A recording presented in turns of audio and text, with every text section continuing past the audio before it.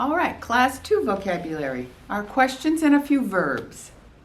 So remember, there's not one sign, one word correlation, but this is to live, life, alive, home. Now that used to be where you ate and slept. Ate and slept, ate and slept, became home. It's kind of like we have contractions. We don't say it is not, we say it isn't. Work, job, labor. School, college, academic. Oh, not college, I'm sorry, school. College, you hit it once and swoop it up. College. Who? Now you have to have a question on your face. Look puzzled. Who? Probably came from speech therapy. Deaf children had to learn to blow out breath. Who? So they'd feel it on their finger. We're going to do the more Englishy what. What. In pure ASL, it's what. What. So you can do whichever one you're comfortable with. What. Where. I thought of a little compass point. And again, you have to have a question on your face. Otherwise, it would be where I live. That's not a question. Where do you live? I'm asking a question. It's on my face. We talked about ASL facial grammar in class. When. I thought of the clock face. It starts at the 12, back at the 12. When. And again, if you don't have a question on your face, you're not asking a question. When I grew up, blah, blah, blah. So, when? Why? Why? How? Now this one has changed from way back when I learned it. It used to be how, but because of so many repetitive motion injuries people have, they've shortened it to how. Again, another contraction. But if you learned back when you were younger and you learned this one, you can still use it. How? Not a question. Many. A lot. There's so many.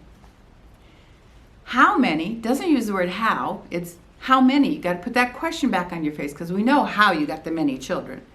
How many children? To have, to own, possess, belong, all have the same sign, to have. Now, we talked about directional verbs. I'm going to ask you, you can ask me, then we'll ask him. So I thought of in the 1800s, they probably said, pray tell, what time is it? So to ask, a directional verb. This isn't really a vocabulary word, but too cute not to teach you. Question, and I thought of red drum when I was learning it. That gets somebody's attention. You're about to ask them a question. To want. Little children learn this one very quickly. I want it. I'm pulling it towards me. I want. Another directional verb, to look. Everybody look over there. I want you all to look at me. I look that person up and down. To think, wonder, ponder, consider. To know. I'm aware. It's in my head. I'm cognizant of, I'm aware of, I'm familiar with, all those words. To learn. I'm feeding my brain, taking it off the page and I'm learning. To study. I'm not just looking at it, I'm doing a lot of looking. I'm studying that page. And you can add your person sign to be student, study person. I have seen, I think in California they do learn person. I like this one only because I'm thinking English, I'm hearing student. Sign language. We don't have to add the word language anymore because it's recognized as a language. We don't say I'm studying French language. To spell. To hear or to listen. Now hearing people in our thinking things had to be complicated, we used to do this, which makes deaf people laugh at us. It all means the same, to hear or to listen. To talk, to speak. And you can add somebody who was quite gregarious. They were like verbose, talked a lot. Directional verb, to tell. I'm going to tell you, you tell her, she told me to tell. Or to say. To be deaf, can't hear, can't talk. Now, deaf people will tell you many of them do have some speech, and it used to be ears closed, deaf. But it takes two hands, and often you have something in your other hand, like a drink or something. It became this, deaf.